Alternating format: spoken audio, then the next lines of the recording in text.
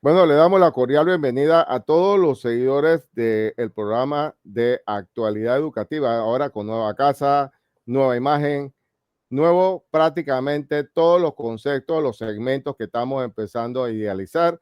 Y bueno, hoy contamos en esas innovaciones con la profesora Miriam Cedeño, que es psicopedagoga y que en esto nos va a hablar sobre la educación inclusiva y los impactos que hay en nuestra sociedad panameña.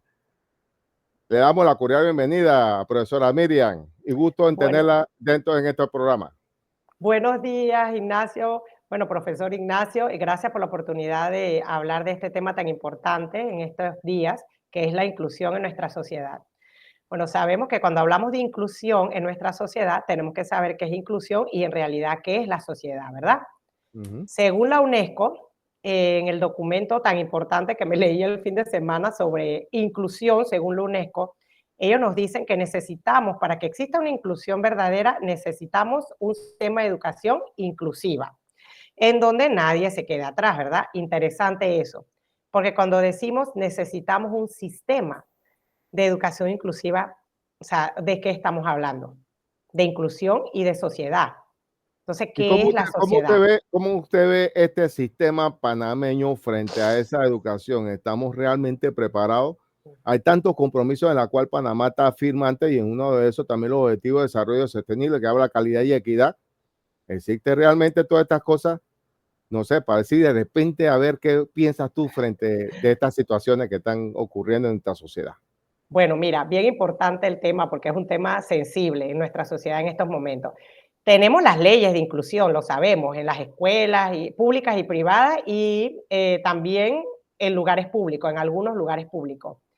Pero la sociedad, ¿qué es? La sociedad empieza desde la casa, desde los papás, o sea, donde hay niños con alguna discapacidad física, intelectual, alguna condición neurológica, lo que sea, ahí es donde tenemos que empezar nosotros mismos con la inclusión. ¿Cómo? Preparándonos como papás para poder exigir entonces las leyes y los lugares donde nuestros hijos van a estar para ser incluidos, empezando por la escuela, empezando por el preescolar. Sabemos que las juntas comunales aquí en Panamá tienen espacios donde que yo pienso que se pueden usar, siempre lo he dicho, es más, he intentado hacerlo en mi pueblo, en mi lugar de origen, pidiendo los espacios para hacer como programas psicopedagógicos para niños de educación especial, donde se dé una escolarización temprana antes de entrar al aula de clases. Pero bueno, usted sabe, sabemos que no es fácil entrar a algo, a un sistema del gobierno donde se dé una oportunidad así, porque ya los planes están ya establecidos desde años atrás, muchísimos años atrás, y donde no se han reformado. Entonces sería muy bueno usar estos lugares también para poder ayudar. Entonces, ¿qué es la sociedad? Hablábamos que es todo, desde la casa, los lugares, la escuela, Ujú. los lugares donde vamos. ¿Qué usted cree que nuestra sociedad sí está incluyendo a todas las personas por igual? Bueno, realmente yo veo que no, porque si vamos acá, hay un asunto muy marcado con las comunidades indígenas, que tenemos con la gente, la gente de la área de las comarcas, que lo tenemos muy apartado y nos hemos olvidado que ellos son parte de nuestra sociedad. Y así de ciertas, bastantes áreas rurales que vemos que vivían como si hubiera sido un quinto Panamá y no es el Panamá que todos deseamos que sea integrativo dentro del factor educativo. Así lo veo yo. Exactamente, interesante porque sabemos que para que nuestra sociedad tenga una inclusión total, necesitamos empezando una educación inclusiva, accesibilidad a los lugares, una cultura de respeto, políticas públicas inclusivas, que en mucho, o sea, hay, pero creo que no Pero se están. por esas políticas públicas que tú comentas, tanto que hemos remachado en lo mismo, veo que no ha habido Sí, iniciativa legislativa frente a ese punto. no. Entonces, creo que debería haber como ese incentivo legislativo para que haya políticas, que las políticas públicas frente a esto de la inclusión y que sea una política del Estado para que los administradores del Estado, que son los gobiernos, los atiendan y sea una cosa que no haya de repente esa especulación cuando hay nuevos gobiernos, sino que sigan las políticas de Estado, ¿no? Exacto, que sigan los programas, porque la verdad es que cada cambio de gobierno creo que los programas pues no siguen, no continúan, se cambian los especialistas y todo, entonces todo queda como en el aire, ¿no? Es triste porque se invierte muchísimo y necesitamos invertir mucho más en educación y en educación inclusiva. Sabemos que está la ley, que sabemos que cada salón de clases tiene permitido 2 niños de educación especial o de alguna condición física o condición neurológica. Pero, ajá, empezamos. ¿Tenemos el maestro preparado para eso? Yo, o sea, Realmente veo que por lo menos una parte muy personal mía, yo tuve que prepararme para poder atender todos los tipos de los casos de condición, porque a veces te puedes encontrar con personas que tienen ciertas condiciones y tú también tienes que poner el índice general para poderle llegar a todos. Y eso implica una exactamente, preparación ya diferente frente a la que estamos siguiendo los cotidianos hoy por hoy en la educación tradicional que nosotros le decimos, que yo creo que tenemos que despertar porque tenemos que convertir esta educación tradicional en una educación ya modernista frente al siglo XXI en una era digital. es correcto. Por eso te decía que el educador primero tiene que estar preparado. En este momento se utiliza el DUA, que es el diseño globalizado de enseñanza, de aprendizaje para los niños, donde el maestro debe estar preparado para poder enseñar a todos los niños, tengan condición neurológica o no. ¿Ves? Divergente o neurodivergente. Entonces, en muchas escuelas, pues no tenemos este tipo de preparación. Tampoco hay un equipo técnico que conste con un psicopedagogo, un psicólogo, con todo lo que necesitamos para ayudar al maestro, porque ajá, el rol del maestro es uno. Pero también tenemos, cada especialista debemos adecuar nuestro rol para ayudar entonces a ese maestro, a ese papá y preparar entonces los niños para que puedan salir adelante en la educación. Entonces, el maestro también debe prepararse en lo que se llama un PIAR, que el PIAR es un programa individualizado de ajuste razonable. Digo, si tienes 2 niños por salón con condición especial, pues no son muchos en realidad. O sea, te tomaría no mucho tiempo en el horario de clase o reunirse con el equipo psicopedagógico de la escuela, que muchas escuelas, yo trabajo con niños de diferentes escuelas y sé que muchos tienen su psicopedagogo, su psicólogo, y es muy bueno, hasta su neuropsicólogo. Entonces ahí es donde se puede abordar una adecuación, una adaptación curricular o un ajuste razonable, porque va cambiando el nombre de todo esto a medida que pasan los años, se hace más cómodo para que el maestro pueda también trabajar con los demás niños, porque no podemos tampoco dejar atrás a los niños que no tengan una condición, ¿ves? Entonces no podemos solamente enfocarnos en eso. Por eso decimos inclusión en nuestra sociedad, ¿ves? La inclusión debe ser general, no solo si tienes o no una condición, es general. Mira, me llama la atención que al cine, si tú vas al cine y ves una película en español y tú tienes una discapacidad auditiva, o sea, el cine no te da subtítulos en español. Solamente si la película es en inglés, el subtítulo está en español. ¿Ve? Entonces, no tenemos esa inclusión. Empezando por ahí, mira, un ejemplo súper sencillito, increíble. Y me llama la atención porque en este momento el sistema está escribiendo todo lo que nosotros estamos hablando. Ya vemos que en la televisión, en los noticieros, se maneja esto del lenguaje de señas y todo para que todo el mundo pueda comprender. Eso es inclusión.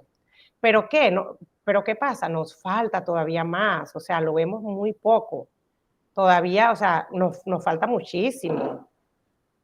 Sí, porque hay un aspecto ahí, por lo menos en los desarrollos comunitarios, porque por ahí se puede ver, se pueden hacer muchas cosas en los desarrollos comunitarios, los gobiernos locales que pueden estar cerca, que están más cerca de la comunidad, pueden hacer programas que puedan hacer estos programas que estén articulados con el Meduca, que estén articulados con todo el sector empresarial, como también aquellos que tengan lo que es el MINSA, el Ministerio de Salud, ¿verdad? Y empezar a articular frente con programas integrativos y que se pueden desarrollar cosas interesantes frente a esto que estamos hablando, porque la idea es que tengamos una sociedad integrada y no tengamos una sociedad excluyente.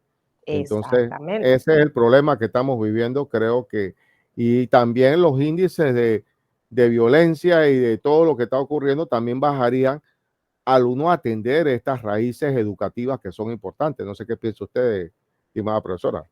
Exactamente. Es como te digo, la atención primaria es lo que nos Ujú. está faltando. Yo pienso que nos está faltando y no solamente en educación, en todo, en salud pública, en todo. Entonces, mira, muchos niños de escuelas públicas carecen de diagnóstico, y sabemos que el maestro para poder trabajar y hacer un ajuste necesita un diseño, o sea, necesita tener ya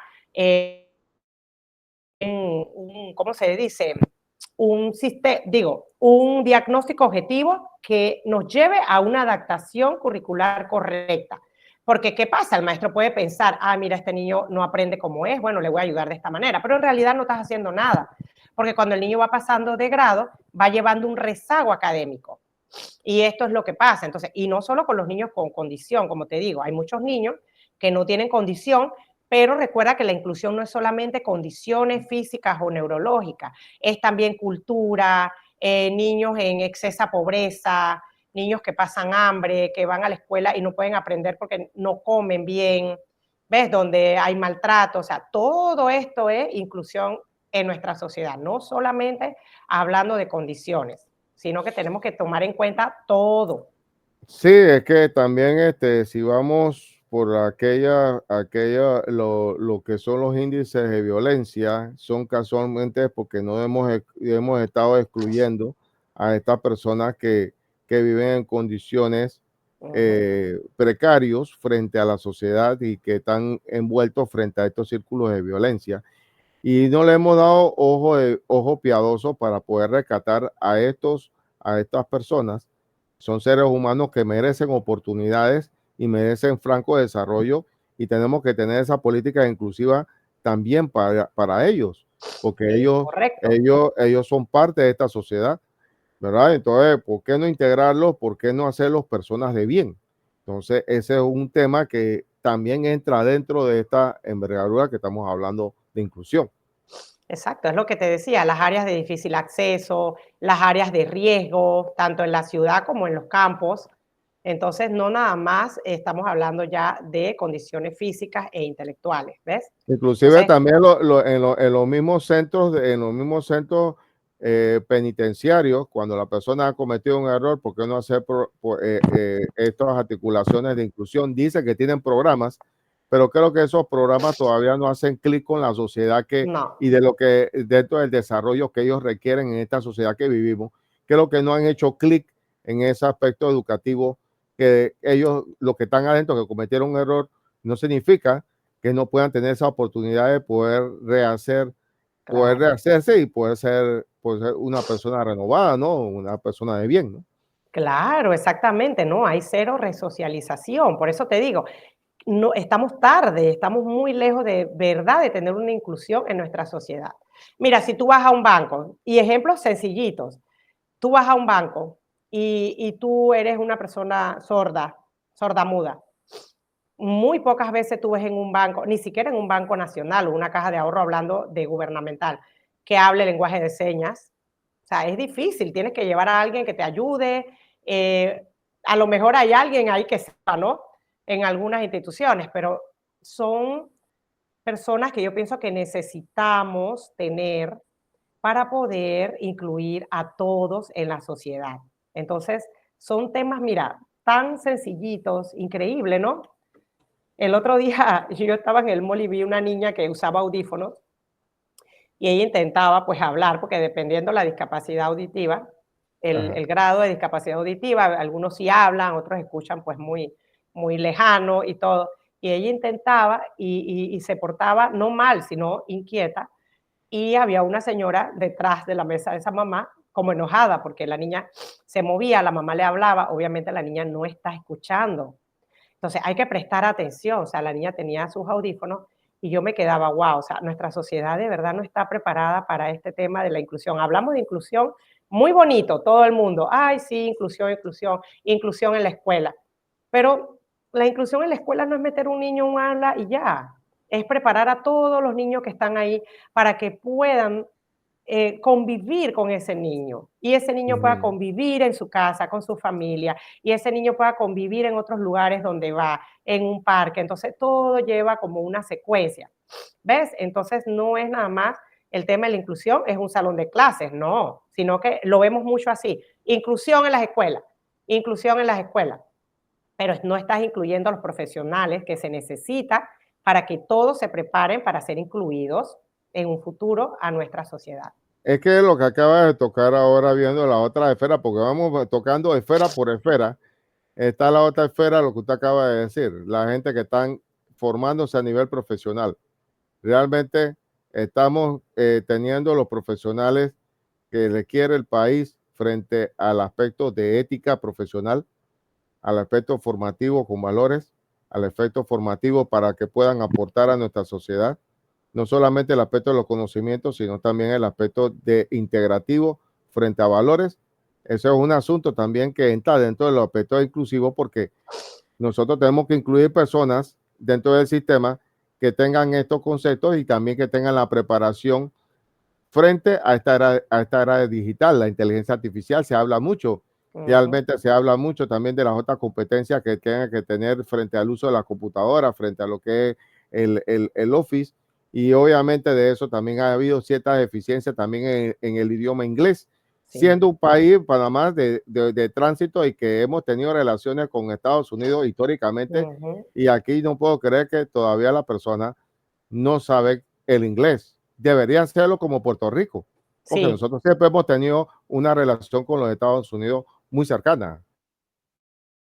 las escuelas públicas tienen el plan piloto de bilingüe y dan inglés creo que 3, 4 horas a la semana, pero debería ser incluido en todas, no escuelas con plan piloto, en todas. Ya eso debería ser ya regulado por el Ministerio de Educación. O sea, que todas las escuelas sean bilingües, como tú dices, o sea, necesitamos estar preparados, pues somos un país de tránsito.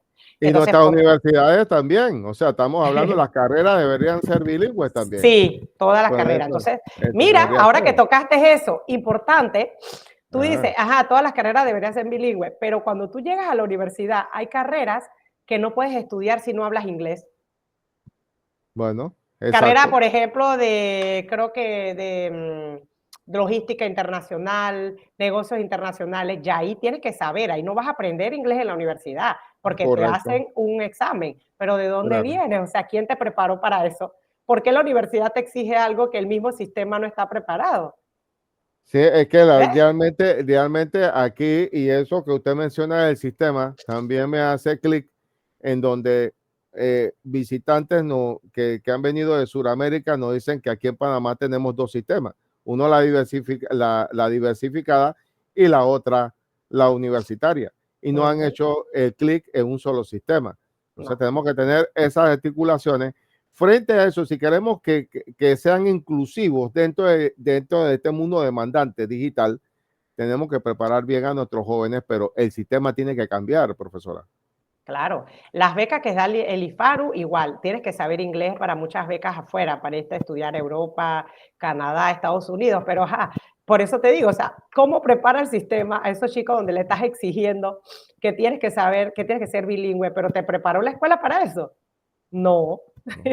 Entonces hay ¿No? como que estamos hablando de inclusión en nuestra sociedad, pero en realidad no estamos haciendo nada, porque no decir que la escuela es inclusiva no nos dice nada en realidad. Porque no tenemos unas políticas públicas integrales, porque esa debe ser la base de todo, porque las políticas Claro, públicas integrales deben ser inclusivas de todos los casos que estamos viendo, de que estamos hablando, de los diferentes niveles, ¿no? Y las diferentes situaciones, ¿no? la otra es cuando un chico de educación especial con alguna condición neurológica o con alguna discapacidad física o intelectual, cuando llega a la universidad también es difícil los ajustes razonables. Los profesores universitarios, como en realidad no son maestros, sino que tú sabes que para dictar clases, nosotros necesitamos una maestría en docencia superior, ajá, donde te enseñan pedagogía para enseñar, pero obviamente no estás preparado para hacer un ajuste razonable a un nivel universitario. Entonces, ves, o sea, el desfaz viene de abajo hasta arriba. Entonces, llegas a la universidad y por ley se le tiene que hacer un ajuste razonable al joven que está entrando a la universidad. Entonces, es un poco difícil. Sí, pero se deben comenzar por pequeños cambios que puedan Ujú. hacer grandes impactos. Por solamente un pequeño cambio que tú puedas hacer puede hacer grandes impactos frente al sistema. Y yo creo que es algo que debemos empezar nosotros a cambiar y a preparar mucho a nuestros docentes, porque nuestros docentes de nuestra era eh, no están debidamente preparados en su totalidad. Hay algunos que sí, pero otros que no, y entonces tenemos que empezar a unificar frente a esos criterios de preparación a nuestros docentes, porque esa es la base pilar, porque es la primera cara que le dan a los estudiantes. Y también el padre de familia, que no lo hemos mencionado, que también tiene que ser parte del sistema, profesora. Claro, eso es lo que yo siempre digo, preparar papás, empoderar papás, porque la sociedad empieza ¿dónde? En la casa, en el hogar. Ahí es donde empezamos a excluir sin darnos cuenta, porque queremos mandar al niño a la escuela para poder ir a trabajar, para poder tener el tiempo y todo, pero ¿qué estás haciendo tú antes de mandar al niño a la escuela? ¿Lo estás preparando para poder convivir con otros? ¿Tengas condiciones o no? Entonces nos falta preparación también, escuelas para padres, ¿ves? Desde que nuestros niños entran a preescolar. Y todo eso se puede lograr con las políticas públicas porque tenemos la infraestructura, la tenemos, pero no se hace nada con eso. No se Pero, hace nada con eso. el asunto no se puede decir que por falta de recursos, porque los No, recursos están. sí, Y el segundo presupuesto más alto casualmente lo tiene educación en este país. Entonces, el segundo presupuesto más alto y vemos que se tiene que ser equitativo frente a inversión y el apostar a esto que estamos hablando. es Porque correcto. tenés que invertir frente a los recursos que requieren tanto nuestros docentes como nuestros estudiantes. Se dan recursos, no digo que no, pero todavía nos hace falta Sí, mucho nos más hace para mucha. efectos de adecuar nuestras aulas como deben ser en este siglo XXI. Sí, y adecuar también nuestra cultura de respeto. La gente es muy intolerante todavía, se ve mucho eso. Las políticas públicas, bueno, hablamos de las políticas públicas inclusivas que ayuden a que la participación sea activamente, o sea, de verdad en la sociedad, desde los pueblos, no solamente en la ciudad. ¿Ves? Y el apoyo comunitario, como te decía, se pierde mucho con los apoyos comunitarios, porque yo veo las juntas comunales tienen el espacio, yo veo en el parque donde yo llevo mi perrita, hay una junta comunal grande y muy bonita, con baños y todo, donde no solamente se da clases de teatro, porque dan clases de teatro en las tardes, pero oye, se puede dar también cómo enseñar ajuste curricular a los maestros, cómo preparar a los papás, se puede tener un área para que los niños después de la escuela que tengan alguna condición, obviamente llevando el diagnóstico y sepamos nosotros el qué, el por qué y el cómo, ¿no? De lo que vamos a hacer, porque si no, claro, se nos va a llenar de que todos los papás nos van a querer mandar a los niños para allá, pero Claro. que sea lo que llegue a la población que realmente lo necesita. ¿Ves? Ese es mi punto. Ok, y bueno, ya dice que lo bueno se acaba rápido. Quisiera que nos dieras unas conclusiones finales y recomendaciones que puedas darle al público que te está escuchando en este momento. Bueno, recomendaciones como especialista, como psicopedagoga, yo pienso que todo empieza desde casa. Como digo, como papás tenemos que prepararnos más y tenemos que preparar a nuestros niños antes de llegar al sistema educativo para que puedan convivir con niños de condición especial o sin condiciones, o sea, como sociedad, cualquier persona. Nosotros mismos dar el ejemplo a los niños cuando estamos en un sitio público, dar el ejemplo de, oiga, si hay una persona discapacitada, pase primero, siéntese, si vas en un bus, ayúdalo a cruzar la calle, o sea, nos hace falta mucha sensibilización en estos temas. Y Entonces yo frente pienso que a la educación de los adultos, ¿qué nos puede decir como conclusión también? de los adultos mayores, Sí, a los adultos en esta educación andragógica que que es también profesional, ¿no? Para los Sí, profesionales que se están claro. formando, ¿qué consejos los puedes dar? Que investiguen mucho, que aprendan, que no se queden solamente con lo que diga el libro, sino que pongan en práctica, que se preparen todos los días, porque si van a ser adultos responsables de trabajar la educación con niños o con otros adultos o con jóvenes, pues vale la pena siempre que uno trabaja con un ser humano, todos los días prepararse. Yo, mira, de verdad, pienso y siento que trabajar con un ser humano, que alguien te deje su hijo, para mí mi hijo es mi tesoro. Entonces, tu hijo tú no lo vas a dejar con cualquier persona, Así ¿ves? es. Entonces, que tenemos que ser seres confiables a la sociedad, sobre todo Claro, eso, porque muchas veces no se confía en el maestro, porque el maestro grita, porque el niño le da miedo, porque, pues, porque sabemos que es difícil estar en un aula de clases con muchísimos niños, o sea, eso no es un tema fácil, ni un trabajo fácil. Entonces, claro. bueno, eso le digo a los adultos que se están preparando, que lean mucho y que de verdad escojan la carrera donde sientan que es lo que realmente de corazón les dice que es lo que quieren hacer, porque también nos hace falta eso. Muchos adultos o muchos chicos ya adultos escogen carreras solamente por, bueno, cuánto te van a pagar y sabemos que todo eso influye en la problemática que tenemos en la inclusión en nuestra sociedad, que hay gente sin empatía trabajando, hay maestros sin empatía, hay gente trabajando en atención al público donde no saben ni siquiera te dicen los buenos días. Entonces, a los adultos eso, que todo lo que hagan lo hagan con amor, que investiguen y que siempre intenten dar lo mejor de sí. Ese es mi No, consejo. muy bien, le agradezco a la profesora Miriam Cedeño, psicopedagoga, muy especialista frente a estos temas diversos, que la vamos a tener más frecuentemente dentro de estas cápsulas informativas, dentro de este cambio de imagen del canal de lo que es actualidad educativa PTY y con el nuevo concepto de transmisión frente empoderando lo que son las actualidades y realidades de nuestra sociedad. Quien les habló, el profesor Ignacio Villarreal de Panamá, la región y el mundo entero. Nos vemos en la próxima cápsula recuerden, actualidad educativa PTY, el nuevo concepto, el nuevo canal digital frente a los que son actualidades y realidades de nuestra sociedad. Que tengan feliz y bendecido día y nos vemos en la próxima edición especial en estas cápsulas educativas. Saludos.